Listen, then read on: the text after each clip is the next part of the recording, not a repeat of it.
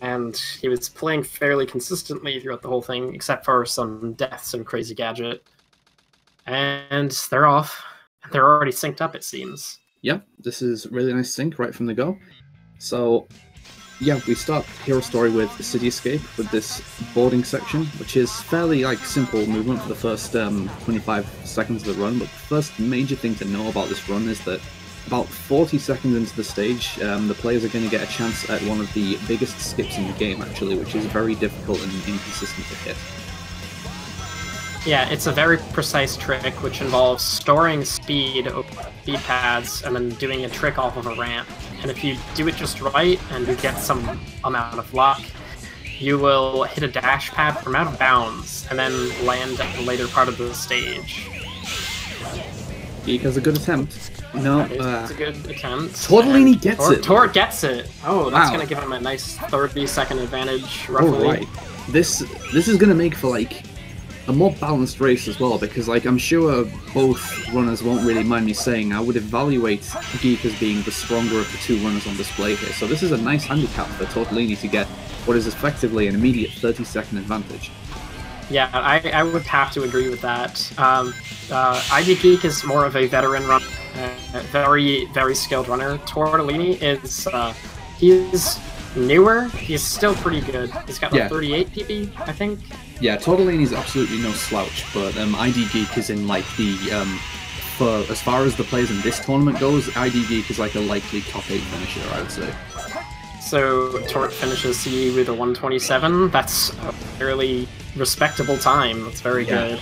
For getting CE skip, getting anything under 130 is pretty good. Like I mentioned, it saves in the region of about 30 seconds, so you can compare that to if you don't use CE skip and finish inside of 2 minutes, then you also have a good stage time. So IDGeek finishing up with 151 is really nice for not using CE skip. That's a very good for skip.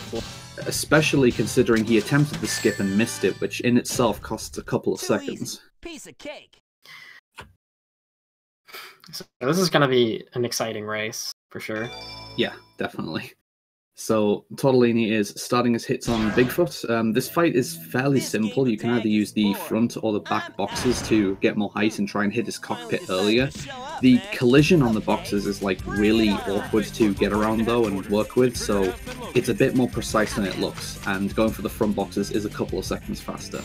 And we're going to be seeing both of the runners go for front box, because that is the strat that most of the faster runners go for. Yeah, they both have very clean fights with that, so that's nice. And Tortellini gets an extremely good first piece as well. This, I would wager, Tortellini's probably on potential PB pace right now, the way this is going.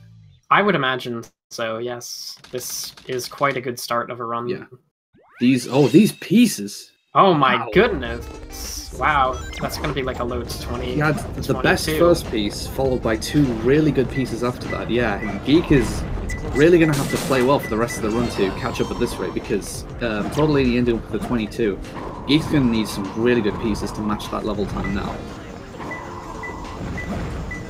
He's not quite getting them. I think he's probably going to get a piece 3 at the bottom of the stage. Yeah, at the top of the bottom section, as we call it. So he's getting a 28, which is on the higher end of average. So they still Tortellini got really good pieces. Geek's pieces were still okay. Finishing inside 30 seconds is fine. Yeah, this is perfect. So this particular boss fight, there's nothing too interesting to say about it. The way it's done in runs, you essentially just hold forward, shoot. Mm-hmm. Yeah. And most fights just finish under 13 seconds. So a 12.77 is pretty standard. It's pretty good. You can't do much faster than that without doing some frankly ridiculous strats. Yeah. It's definitely not fun in New Game when you don't have the hover either. That's the only thing that makes it semi-reasonable, and even then it's still not very reasonable. So yeah, both runners finish with a 12, and we are going straight from a Tails boss now into a Tails stage, and we're seeing that Tails' movement is very different to Sonic and Knuckles' movement. Tails plays in a huge mech, and handling this thing effectively is, I would say, a lot more difficult than Sonic and Knuckles. The main thing to note with this mech's movement is that it can run on straights just fine, but cornering is quite a bit more difficult, because if you try to turn too sharply when you're on the ground, you'll basically lose all your speed. So this stage uses a lot of right-hand corners, and you'll see the runners frequently jumping around corners, because you will conserve your speed in the end. Seems like both of them are off to a very good startup run. Yeah, definitely.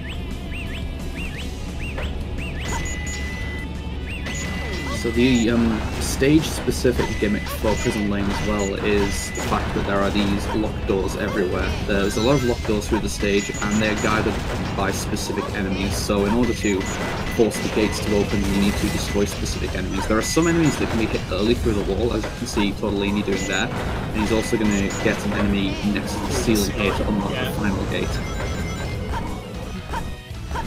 That was a fairly clean run from Tortellini in Prison. A tiny mistake at the end there with the gate. Yeah, that's gonna cost. It's gonna cost a small amount of time.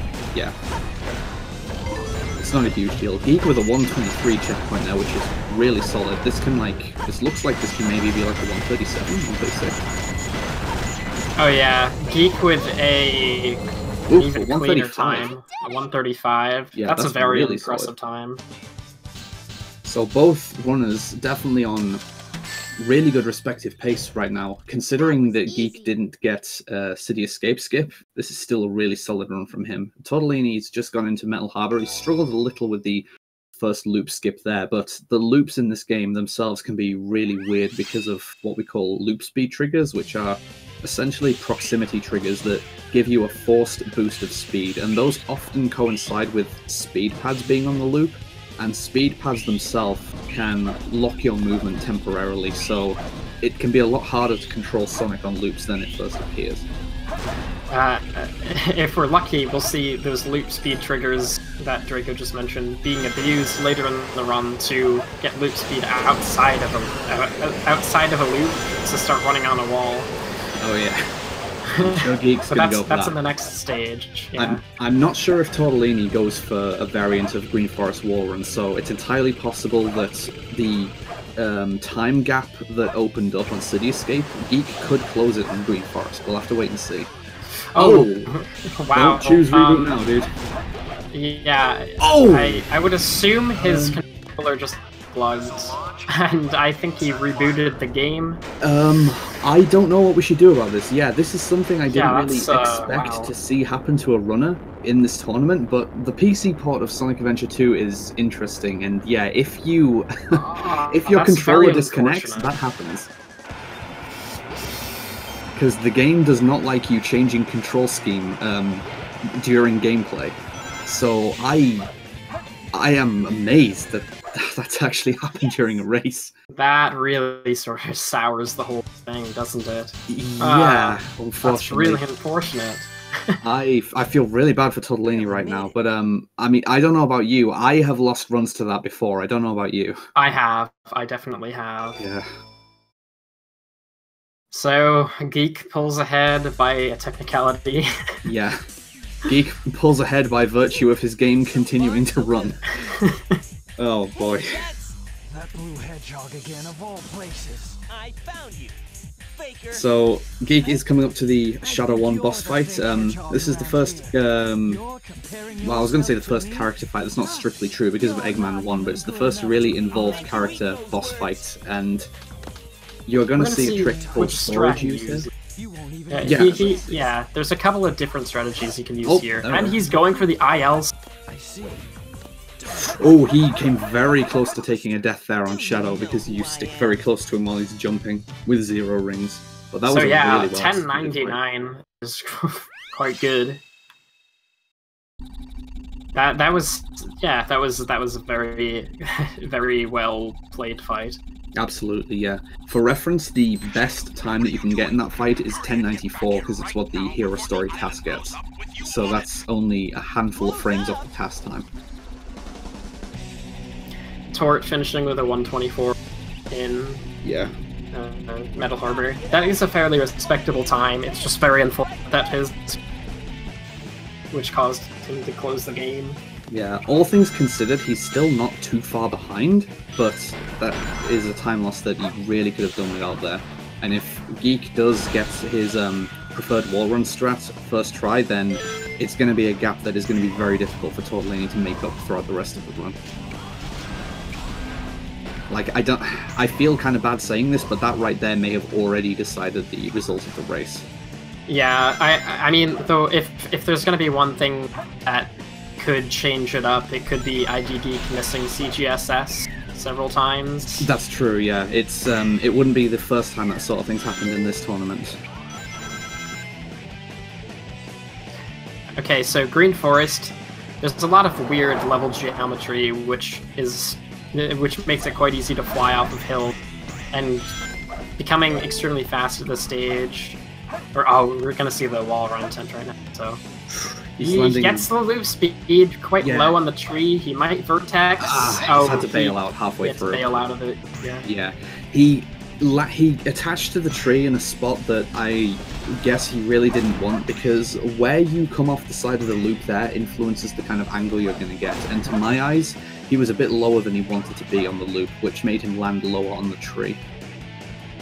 And where you are on the tree also influences how well you're going to stick to it and the path that Sonic takes up. Like, there are a lot of very variable factors there.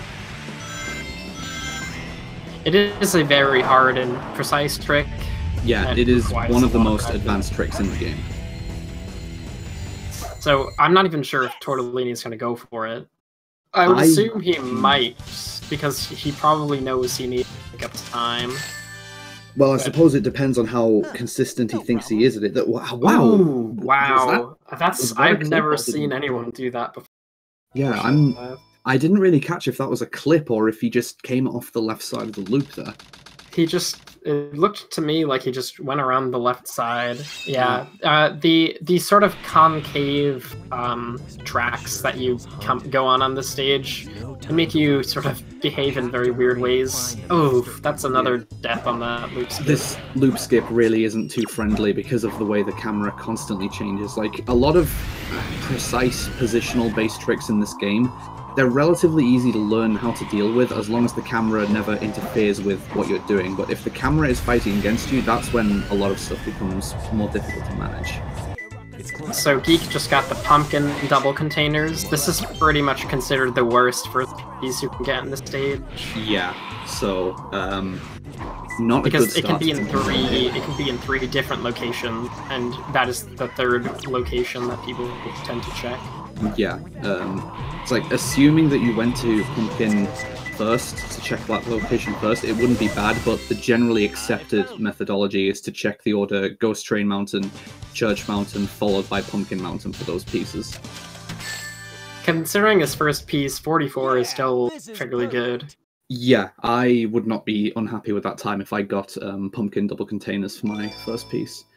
Meanwhile, Tortellini's coming up to his own bungee skip here in Green Forest, and he's over pretty well. The camera does get stuck on the inside of the loop there if you don't force it to follow you with one of the camera buttons, but as long as you know the direction to fall, it's not too big of a risk factor. And it looks like he is going to finish Green Forest with approximately something like, I'm guessing like a 144, maybe 143. Yeah, that's a 143. Not too bad. Geek now in Mission Street. This is a fairly cycle-based stage with platform cycles, and you see him waiting in the upgrade cutscene. That's to save a little bit of in-game time. It doesn't actually save any real time, but yeah, it actually he knows wastes he can get away real with time. it. So considering that does waste real time to perform, Geek really must feel like he's on a promising run right now, since in a race format like this, you do need to prioritize real time over time. I don't think it actually makes a difference real time, because the cycles are still moving during that possibly, cutscene. depending where the cycles are, I suppose, yeah. Well, the thing is that that first cycle, there's a no way. Oh my god, he actually just tried to attempt the wall run. There's a very new strat here, in which I can't even believe he went for that. Yeah, that is a newly discovered task strat that he just attempted, and by task strat I mean most runners like will die attempting that, and oh! He almost made the zero cycle with the attempted wall run. Yeah, okay, I bet he regrets that now. That was, if he had made that zero cycle, I would have been extremely impressed. Yeah, this has been a really up and down, entertaining mission streak for sure. Tortellini, meanwhile, is going for his last piece in Pumpkin Hill, and he has, by the looks of it, yeah, he's got a place where you can hear the horn on Pumpkin Mountain. This can be in two different spots, either on Pumpkin or Church Mountain, and it's underneath the train tracks. So he's finishing with a 104, which is really not a particularly good time to finish with in Pumpkin Hill, but some piece variations can just force you to get a time in that region. It's just the way the RNG variance works in this game sometimes. I unfortunately didn't catch what pieces I did it had because I was too distracted by that wall run attempt. Honestly, the same. I'm not gonna lie. That was something else. I wasn't expecting anyone to get that. Yeah. So while Tortellini is starting his own mission streak, so he'll get his own attempt at zero cycle if his movement's good. Geek is entering Aquatic Mine, and this is a stage where you get a little intro cutscene, and it's actually possible to eyeball some free pieces in this intro cutscene. There are like 5 different free pieces you can keep a lookout for in these different camera shots. It doesn't look to me like he has any, but okay. So he has water level 2 height, which is in the ghost room. It's possible that he can still get some free pieces up in this top room. Meanwhile, Mr. Tortellini just got the weight hop, so he would be on pace to get zero cycle, assuming he doesn't make too many mistakes in between the 2 cycles. I have a sneaking suspicion that Tortellini won't attempt the wall run like Geek did. I would be surprised. He hasn't been working on it like Geek has, so... Yeah. Geek trying a little piece of tech there to grab the pulley to get back up to the top of the Aquatic Mine without hitting the water switch, and he's got now Path to the Abyss. This is normally like a really bad, unfriendly piece to get, but thanks to these signpost clips, you can actually reach this location fairly quickly without needing to trip the water. So if you don't clip in this stage, Path to the Abyss is one of the worst pieces that you can get, but with signpost clips, it's honestly not a bad piece. Yeah, this is I must have missed something. I think? Oh, I don't know.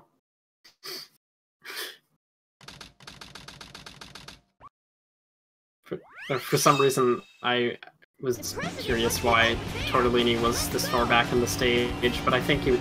I don't know. This isn't like a zero cycle pace. No, there goes the cycle, because he did have a mistake at the cage spot. He can still... Nah, he missed the half cycle as well. That's unfortunate. So he's making the correct decision here to go from the front to the back, because taking this platform up is almost always faster. The only time it's not faster to take this platform is if you just miss it, and then you take the front side gradually up. But any other time it's faster to just wait for that one to come back down and take it. And people in chat are confirming Tort did die in Mission Street, so that's why he was further back than I assumed he would be. That makes sense. Oh, so IDGeek right now is in Route 101, and while normally this isn't such an interesting stage, it's essentially just... Oh, he attempted to backwards driving. Yeah, swag strats, and they didn't exactly go to plan. This is like a bit of a shame, because Geek is honestly probably the strongest player in Route 101. Yeah, he actually earlier in this got a PC version world record in this stage during his race. Which is very impressive to watch. He is a really strong Route 101 player, like day to day, but after you make a mistake like that in Route 101 and waste some time, it's not really possible to use the same sort of route you might otherwise use, because all of the cars still keep progressing and they will be in different spots, so other cars may be in unexpected places and would block your otherwise normal route.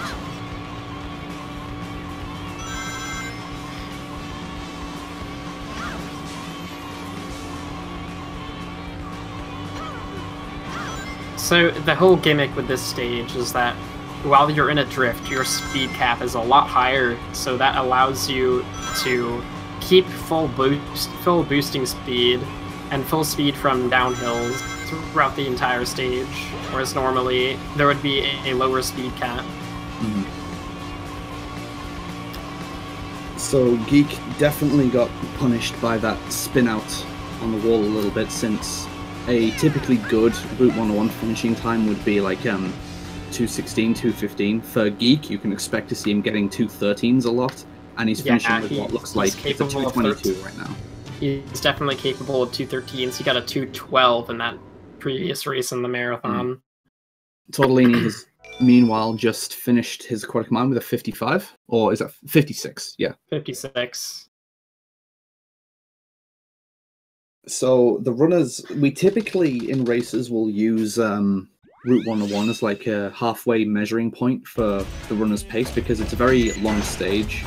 So generally you can just tell approximately how far the runners are apart. This looks to me like the runners are between like 2.5 minutes to 2:45 apart, is my estimate. Yeah, that seems about right. So this stage is a very technical stage. Hidden base. Oh, he just tried to go for pole hover, which is a sort of trick that was discovered. It's not very... it's about a year old.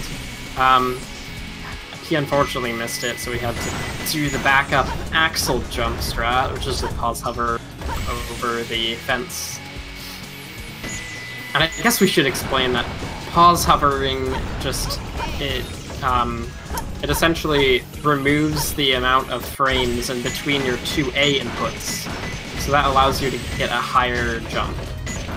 Yeah, because the fundamental mechanic behind hover jumping is that you will press A just to initiate a jump, and then if you hold A again afterwards, you will form hover, which is normally meant to be used just to cross large gaps, but if you hover as soon as you start jumping, you actually gain a boost to your upward momentum, and it doesn't make like an objectively huge difference, but it's enough of a difference to let you get to a lot of spots that are not really meant to be in Tails' stages. And we simply augment that, as Jazz said, by using pause buffering to try and get two A inputs strung as close together as possible. We're gonna see like a short out of bounds right here. He unfortunately missed it. Yeah, he's getting it now. There's just the walls are not solid after a certain point because the developers never expected you to get that high. Yeah, the hover height for that out of bounds isn't particularly strict, but you do need quite a bit of speed to make it over where the invisible wall is. So while he definitely had enough height on the hover, he just wasn't really going fast enough, so he lost a bit of height before he reached the out of bounds spot. And a 152 is pretty respectable. However, I'm assuming he was trying to get a low 140 time. That's typically what runners in his caliber are aiming for. Either way, we are reaching Pyramid Cave now, which is definitely Sonic's most complex stage, and I think a lot of runners would agree it's the most complex stage in the run. It's just extremely technical, and there are a lot of mechanics to use. Geek getting like a low 12 checkpoint there, which is really good for that hallway movement. Yeah, that was a very good start. You can see him using a launch using that Chow box on the wall. For whatever reason, if you try to do a spin dash there, the game all of your speed into broken speed. So he's using the new upgrade, the bounce bracelet, to use a glitch called super bouncing, which can be essentially described as if you are moving towards a wall and then you bounce before you hit the wall. Once you contact that wall, again, all of your horizontal speed will be converted into vertical speed. So it looks like the player just runs at the wall and then bounces really high into the air, and that's used very widely throughout the run. And we just saw him miss the door skip while getting it. That is a very precise door skip. However, I'm assuming he'd be disappointed with missing it at all. Getting snake skip first try is nice though. Yeah, his second try is still good. So both with that little snake skip there and with a final gravity bounce that we're about to see in the stage, the other element of bounce usage in the run is that the act of bouncing itself can be used to skew Sonic's gravity. Oh, that's a very unfortunate death. It looks like he lost too much speed, and because of that he lost skewed gravity. Yeah, his gravity just reset too early. because you were also meant to homing attack at the correct time to maintain the skewed gravity on that last fall there.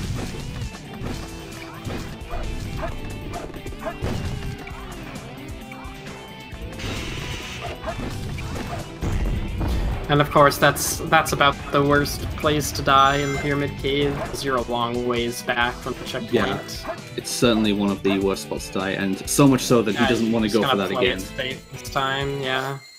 Yes!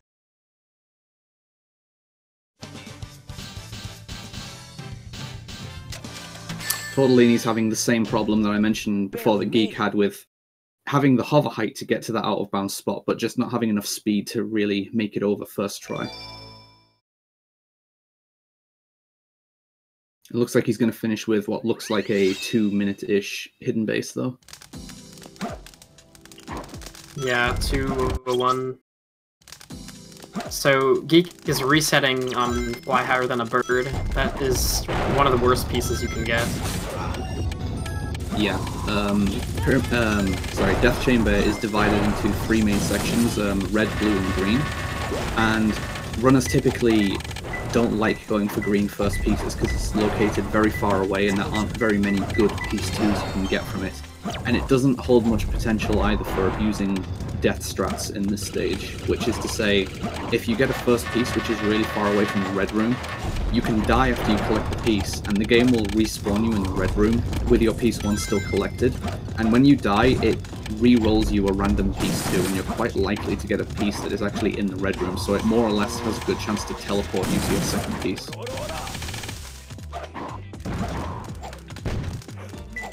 So it looks like IDGeek is not getting the best RNG right now. Yeah, no, Death Chamber is not being very nice. Quite unfortunate pattern, actually. He does have a very good third Ooh, piece. that's a good last piece, though. Yeah. So that really made it up there. Going from blue room to blue secret room is a big advantage there.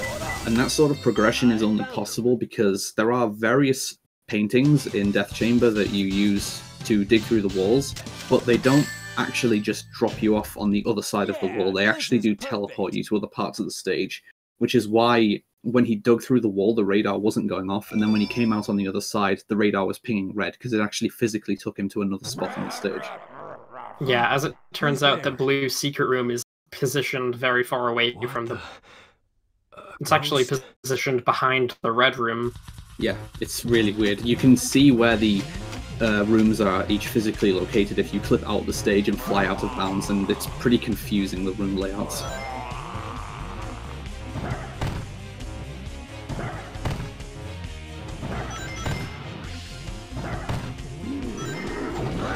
So we might see Tortellini go for that gravity bounce at the end of Pyramid Cave. Right now, Geek is doing King Boom Boo. It should be fairly standard for him to get a 1 cycle. Tortellini also decides to play it safe there at the end and not go for the gravity bounce. Yeah. I think he might have messed up getting onto the side and just aborted. So IDGeek is through Boom Boo with a clean 1 cycle, and that takes you straight into Sonic's next boss, Egg Golem, which the player can also use super bouncers on, and the super bouncers in this fight are really difficult to land because the fact that you have to be bouncing before you hit a wall that's in front of you, the same logic applies everywhere, but in this fight the walls are extremely close to where you start, and you have really no more than 5 frames to perform what is, I believe, 2.5 inputs. Yeah. Essentially, these super bounces are the tightest super bounces you ever need to use in the game. They can be quite difficult to get consistently. So he's, opting to go for the last hit with safe strats, which I really don't blame him for. You can, of course, choose to go for another super bounce there, but as you saw a couple of times when he was starting the fight there, if you miss a super bounce in the wrong manner, you can just land straight in the sand, and the recovery time for that is considerable. So we just saw Mr. Tortellini attempt death strats. Although he's not going to do continuous death strats, he's just taking easy dodge.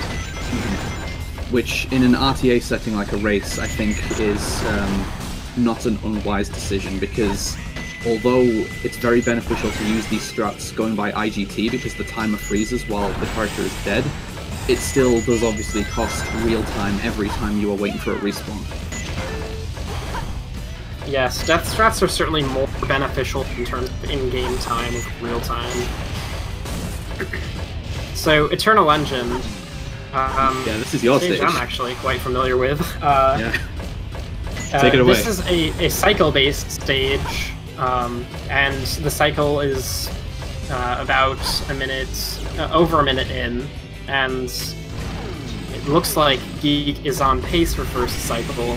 He's certainly going to be aiming for cycle. There's a bunch of things you can do if you're sort of behind the pace to make up for it. There's a very risky jump off of that weight. We might see him do the quick kill on this enemy here. Yeah, he got that. So the thing is, the earlier you actually make it to the cycle, the sooner you can actually get out of it to a certain point. Yeah. So that was a fairly quick first cycle. And he's going to use that door to clip out, yeah. Yeah. Like, it is possible to reach that cycle so fast that you actually need to slow down. You can go too fast there, but you need to be really, really optimal through the stage to reach that point.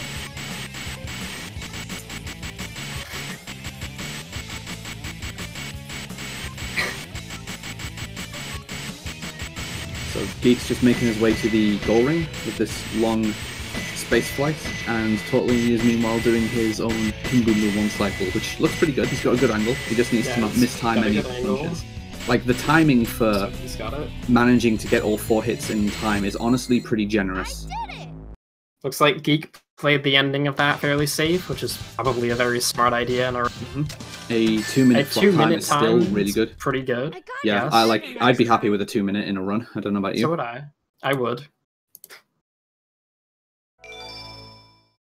So Geek is now coming up onto the final RNG stage of the run. We've had a few Knuckles stages. This is the last one, Meteor Herd.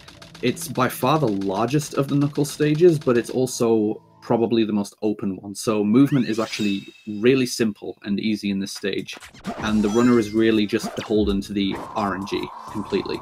Dangerous Liquid is potentially a really good first piece. It can be either in the middle or the top of the stage. We'll see as he goes up. It's in the middle, so this is a really good first piece. Yeah, that's really nice. It's not so nice if it's up top, but it's not the end of the world. He's got first stage, so he's digging back down to the bottom. This can lead to a lot of really good layouts. It can lead to some bad layouts as well. Like, if he gets a piece 3 that's at the top, as he did, this isn't particularly good. That's not a very good last piece. No. Yeah, this is exactly what I mean about the runner being beholden to RNG in Meteor Herd. Because a lot of your time spent moving in Meteor Herd is spent either taking rockets, gliding, or drill diving, there really isn't a lot that the player can do to speed up movement towards this piece. It looks like Tortellini just had a game over or something. I saw him exit the... I saw him re-enter the Golem fight. Yeah, so I guess he took a game over. It's, I mean, it's very possible for that to happen if you're using Death Abuse in Death Chamber, because, of course, it does cost lives to attempt.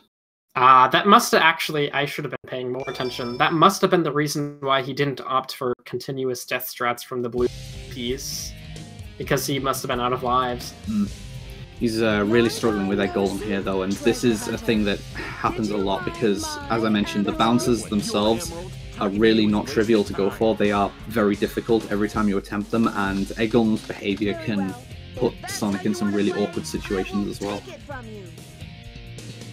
The head smash hit there was performed very well, though. You just want to wait for his head to come down and get out of the way just before it lands, and then counterattack once the electrical field surrounding it has dissipated.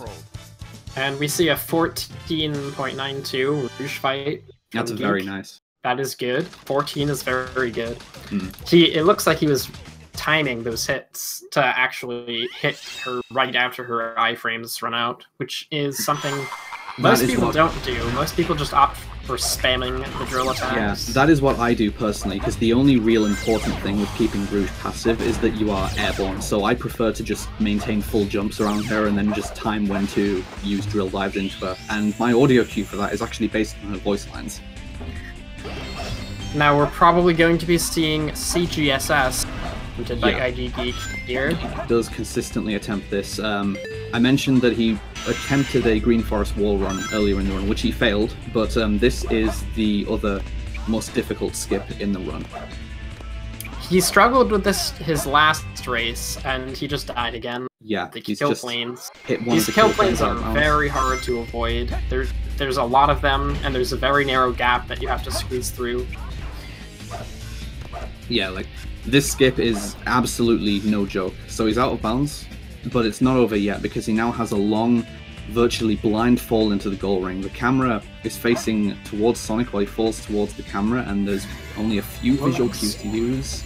Yeah, it looked a bit high to me, but he got it. He got onto the roof.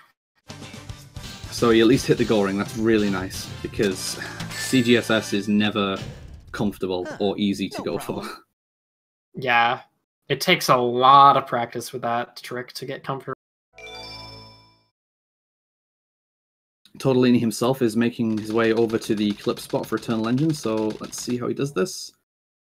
It looked like he released his hover just a little bit too early. And flip. Okay, I didn't actually think that would work, but that was a nice second try flip out. Geek going for... Ooh, he missed the 14 seconds. But, there's a nice AI manipulation you can do there to get a 14-second fight. Yeah, he just released his homing shot slightly too early and it hit Eggman while he still had iframes. Otherwise, that would have been a really nice setup there. But getting a 20, still not too bad. The main thing with Eggman is that you just don't want to let the fight get out of control because his laser does a truckload of damage. It will do half of your health in a single hit. Yeah. So Tortellini is finishing with what's going to look like a 220-ish time? 218. 218. That must have been a second cycle. Well, he did, and second, so like a second cycle with second try flip out. Yeah. Now we're seeing FR skip. Already most of the way through FR, because it is the start of the stage, but at this point we actually skip the rest of the stage with this skip right here, which is another skewed gravity bounce. You can just pass all of the kill planes in the stage and then turn them, and then just fall straight to the goal ring at the end of the stage. There are some kill planes to worry about at the end, but he should be avoiding them. He knows what to look out for to avoid the kill planes at the end, so this should be Final Rush pretty much done for him. Yeah. Tortellini, meanwhile, has started his own Meteor Herd, and he's got a container that doesn't float for Piece 1, which I definitely wouldn't rate as one of the better first pieces in the stage, but really in these stages just depends upon the pieces that you get from your first piece. Looked like he struggled a bit to find it as well, which is kind of cost him. The sheer openness of Meteor Herd's layout can make it extremely disorienting unless you're really familiar with where everything is. He definitely knows where this piece is, though, highest rotating beacon. It's always going to be faster if you need to go up to go back down to take that shortcut rocket, so yeah, the shortcut rockets save an incredible amount of time. Like, it's possible to reach the top of the stage without using the shortcut rockets, but it takes a very long time to do that. So that 121 FR is fairly standard for ID. So Geek is actually already coming up to the final boss of the run, Shadow 2. If this is executed properly, then it is just going to be a 16-second fight where he needs to land 5 homing attacks on Shadow, which we use a specific timing-based rhythmic method to do. He does have a falling platform though, so nice recovery. Yeah, he hit Shadow a little bit early there. And that is too far back. But that is still a good fight. Yep, he finishes with a 38-24, so like a mid-38 time from IDGeek is in the quote-unquote like top bracket of runners. I think this is the sort of time that is commonly seen in a lot of races. You can see like a lot of high 37s and low to mid 38s. Sonic, I did. From a lot of the very good runners, so this was a pretty typical run that I would expect to see in this tournament.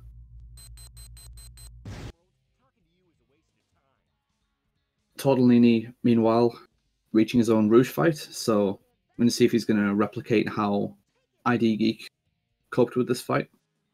He is going for a ring first for safety, which, again, if you're not really confident with how to execute this strat, there's definitely nothing wrong with going for a ring, because Rouge's AI is very aggressive unless you force her AI through manipulation to just stand there and let you hit her over and over again. Yes, the ringless strat is fairly safe if you know what you're doing, but if you haven't learned it and haven't mastered it yet, then it can be scary to go for, because of course, if you mess it up, you're dead. Mm-hmm. Absolutely. Now, I imagine Mr. Tortellini is going to go for some sort of skip in Crazy Gadget. I don't know if it's predict that we're going to see a CGS. CGS. Yeah. Yeah. Now, will it be CGS or CGSS? I think it's going to be CGS. Sure. Yeah, we'll see. A lot of runners opt for learning CGS before learning CGSS because it is a little bit easier.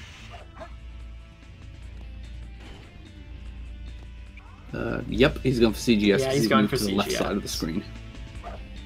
So, whereas Geek just flew out of bounds and fell straight to the end of the goal ring, with CGS you need to still navigate your way through a few rooms, albeit gravity is faced to the side, so there are some pretty funky tricks used here to force Sonic to be able to keep progressing through these rooms. These walls are obviously not programmed for you to be able to walk on them. Yeah. So they're not supposed to be here with this gravity. So the next main wall that he hits, where the next capsule is, if you're bouncing, you can actually just pass straight through it. There's a bit of a risk factor there, though, since if you fall against that wall without bouncing, it's actually a soft lock. And he's just missed the goal ring. The goal ring. Yeah. That's unfortunate. It's a lot more costly to miss the goal ring for CGS than for CGSS, because it takes a lot longer to perform the trick. This is the thing with this skip, that like there are so many constituent parts to this skip. Each one of them can be failed or soft-locked in their own way, so you have to get a string of technical tricks correct, one after the other. And then, for a lot of runners, the final fall into the goal ring is considered harder than all those individual parts. Because getting a feel for the visual point that you need to aim for on the wall is quite difficult, because there is nothing that stands out about the wall pattern, and you just have to know where you're aiming for. So here's his second attempt at hitting the goal ring. Okay. This looks better to me already. He's a little too far to the left, but he just clipped the left edge of the goal ring. Obviously, ideally, you want to make sure you land in a spot where you're going to be in the middle of the goal ring to maximize safety, but it was a little out to the left there, but not too far out to the left, so still a nice goal ring hit.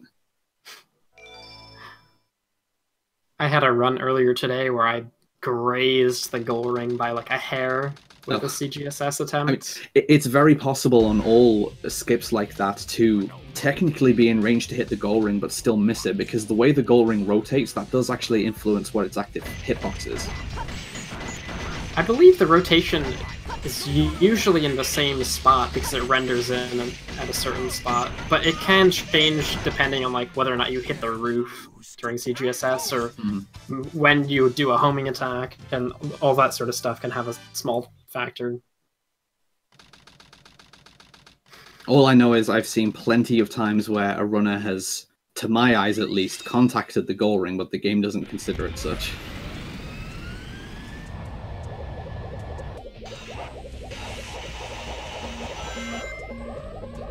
Tortellini's on his own final stage now. He's also doing Final Rush, and I am fully expecting to also see a Final Rush skip from him. Yeah, he's definitely going to go for it. Basically, all runners who have a sub 40 time, usually, they all know this. Yeah. It's fairly standard. It's not too difficult of a trick. So it's one of those tricks that is sort of really hard to learn at first, but once you learn it, it's fairly consistent. Not the scariest thing in the world, so most runners of this caliber will go for it. Yeah, it just requires you to be very familiar with all of the timings involved in when to reset gravity and what angle you need to turn to, because the trick is really just based around having skewed gravity so that you can fall as horizontally as possible, which allows you to actually fall around all of the kill planes that exist in the stage and go straight towards the goal ring.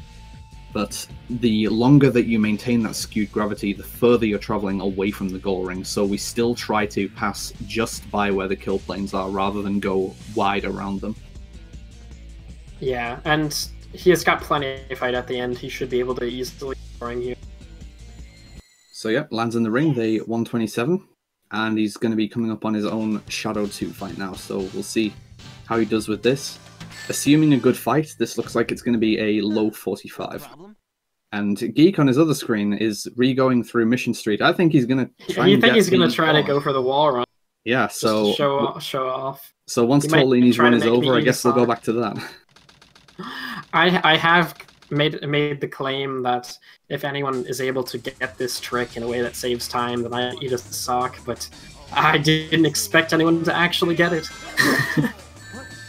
So Tortellini's got his first hit on Shadow, and this position is not great as the camera is inverted, and yeah, he's just having to bail out and try again once Shadow uses Chaos Control to catch up again. If you get like a rebound like that on Shadow where he bounces back with you, it is possible to bounce to hit him, but yeah, once the platforms start falling like this, it is generally more important to prioritize bailing out than it is to try and finish the attempt. Because the time you have to finish off Shadow in that situation is actually very limited, because once the platforms fall low enough, he will automatically Chaos Control regardless of where he is. Looks like he went for that first homing attack too early. Normally, you're going to want to swing a little bit over to the right, which sort of causes Shadow to slow down a bit, if I'm not mistaken, and then you can hit him very easily with your first homing attack. He has some very loose rubber banding based on your position, so if you fall behind, he will slow down to let you catch up. That's correct.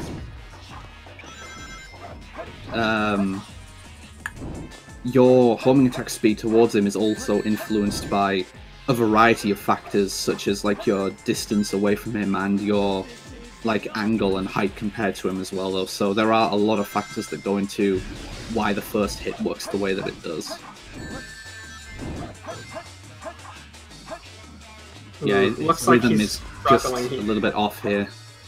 He's just taking... He's just going it a little bit too fast. Yeah, he's consistently going for each hit a little too early, but he's one hit away, and that's it. He's finished his he's got it. Game over, Shadow. So finishing time of 46:49 from Tortellini. And you have to remember, he had control issues, caused his game to get turned off. That probably hurt him by at least a minute and a half. Yeah, I would say that's a realistic time scale. Maybe 2 minutes.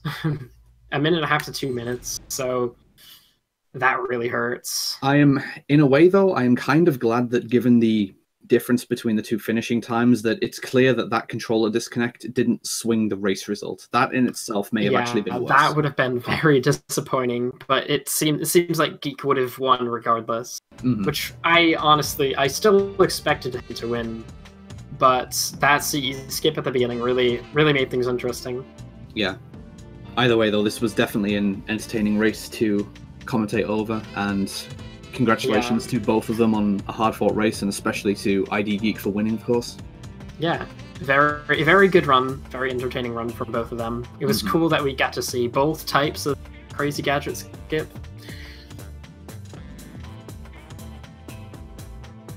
So yeah, definitely congratulations to IDGeek. Yeah, certainly. So, I'm not sure if we have anything else scheduled for tonight. I do believe Ethmar is racing Viblash tonight. There was some talk of that, so... Yeah, I see that now on the schedule, and that is going to be in... now, apparently. I'm assuming they already have commentators set up for that? Possibly. Either way, I'm going to see if it's going to be on the same channel, or if it's going to be on a different channel that the viewers will need to switch to. I'm not entirely sure.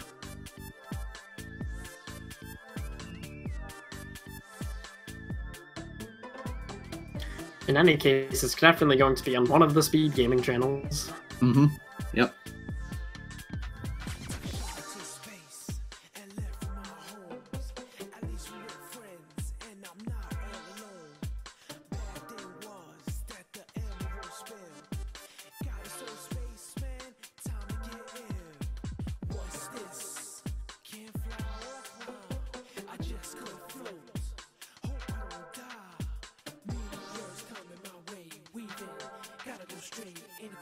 Yeah, Geek is definitely attempting this wall run, and it's we're seeing the expected results here. This is about what I expect to see from attempts of this trick. Same.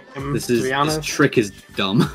This trick is probably the most difficult trick I've ever seen anyone actually get. Yeah. And that's saying something, because I'm pretty much known for doing a lot of silly tricks too in my runs. Like sand walking in Dark Story. Mm-hmm. Oh, he had an attempt there. That's... Yeah, he landed like too far to the left on the... I don't know what those things are. Pillars? Cylinders? Whatever.